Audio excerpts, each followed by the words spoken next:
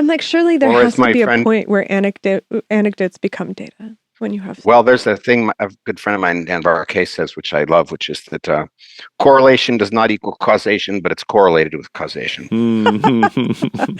That's good. So, anyway, yes, but my point was just to say that because I'm going to tell a little story here, and then maybe we can riff on it. So I had already become quite skeptical of the powers that be and their diet and nutrition advice, and it seemed like there were contrarians who actually had information and results that were as good or perhaps way better, kind of almost antithetical to the mainstream narratives from the government agencies and the universities even. And then there were similar things with certain pharmaceutical interventions like statins, like cardiac stents, arguably angioplasties. Like these things look like they were not the great things that they were made out to be. They were certainly great for the interventional cardiologists and the drug companies, but as for whether they're great for the population that was being arguably overtreated, that didn't seem to be very clear. And so, and then, as you know, there was this focus on, like, say with statins, for instance, cardiac outcomes versus all-cause mortality, and you get certain debates there about what are the right metrics. But so I was skeptical of those things: pharmaceuticals, surgery, in many cases, nutritional advice from the government agencies and the industries that have captured them. And so when COVID came along, I was like, okay, you don't expect me to believe you guys just like from the start on this, because you kind of have fucked things up for decades in a number of really important areas. I'm pretty sure of that. So, like, I'm going to be skeptical of what you say about this. So I was skeptical. And so I was skeptical about masks, and I was skeptical about lockdowns, and I was skeptical about natural immunity. And then I mean, not skeptical about natural immunity, but skeptical about their skepticism and rejection of natural immunity. And then I was skeptical and hesitant about vaccination with the new vaccines. And okay, so we can each of those is like a whole argument rabbit hole, and we don't really need to go there again. But the thing is that what this is sort of the point I'm getting to. What struck me after all the years, and then all the quote unquote conspiracy theories turning out to be quite possibly true, lab leaks, masks don't work, like all the things I said, like all the things that would get you banned and get you ostracized and get you ridiculed and get you removed from your social group if you were contrarian, they're now, it's like there's a certain, let's just say, greater there's a acceptance tendency now. You actually see people who didn't say jack during the pandemic are now coming out and being like, "Well, I always knew all along." And it's like, well, that's weird. Why didn't you say so?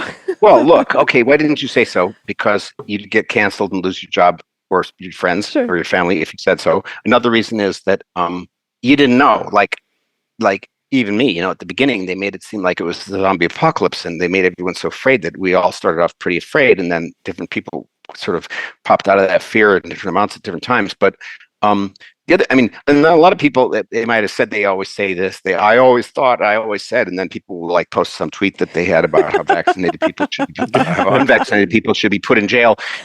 But look, people can change their minds. Like, that's what we want, right? Mm-hmm. We want people to change their minds, and if they have to pretend like that was always what they thought, if as long as they're willing to change their minds, I'm willing to grant them some forgiveness.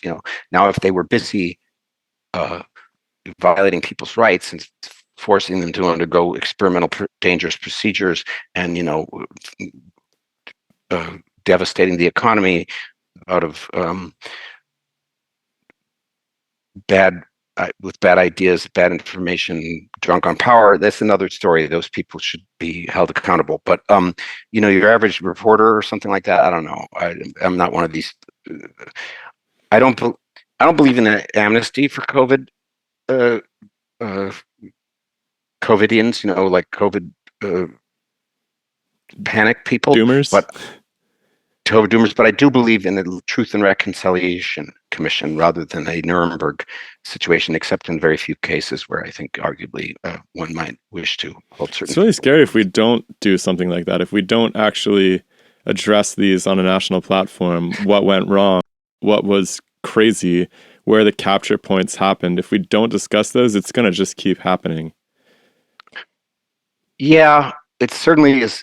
There's a danger that things like it keep happening. I think that the virus thing may have played itself out in the sense that there's a lot of skeptical people now, and if a virus comes along that's going to induce the same amount of fear that COVID did, it's going to have to be really deadly, like not just slightly deadly like COVID. It's going to have to be like really deadly. And all I can say is, we better get our act together on the gain of function research prohibitions so that we don't create something like that. I wanted you to finish the larger thought that you were trying to land this the larger thought.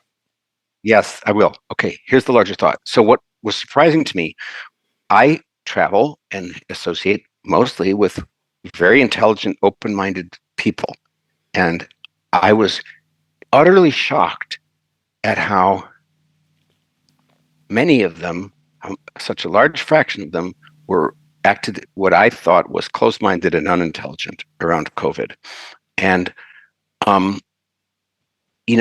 some of them have fallen away from that, but still, there's a great degree of polarization. And I found myself, always in the contrarian camp and self-censoring, to be frank, in many cases, not completely. And I was just like, how can it be that 80% of my people don't see or don't even consider, won't even allow for discussion the contrarian points of view? And I realized, I've always been a contrarian. And this was just sort of the most high stakes example that had come along in my lifetime. And I was like, why am I a contrarian? I'm not a and I had to look inwards to answer this, because I realized I'm not a contrarian because I like to argue. I don't like it that much. And I'm certainly not a contrarian because I like to be in conflict with people, and particularly my friends. I don't like that at all. And not a contrarian because I want to be that guy who is always taking the other side just to so his voice is different. And I'm not trying to be different necessarily for its own sake. I'm like, why am I this way? What am I getting out of it? And what I realized is that I think I'm wired for it. And I think that explains why 80% or 85 or whatever the number is of people aren't. And I think that what's going on is just a hypothesis, but what I think is going on is that in order for humans, like in early tribes in prehistory, to survive, they had to be a tribe. That meant they had to follow the leader. If they didn't follow the leader, however that leader came to its position, if they didn't follow the leader, there's no point to being a tribe. Nothing, you can't get anything done. You can't work as a group if everybody's just doing things kind of according to their own whims. You have to fall in line behind the leader as a group in order to work as a group. And so most people have been selected to do that evolutionarily.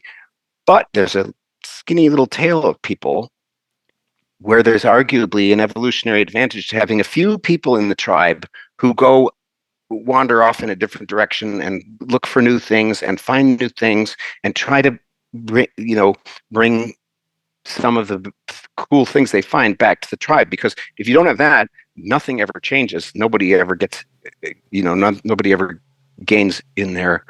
Nobody ever finds out what's over the next hill or how to build something new.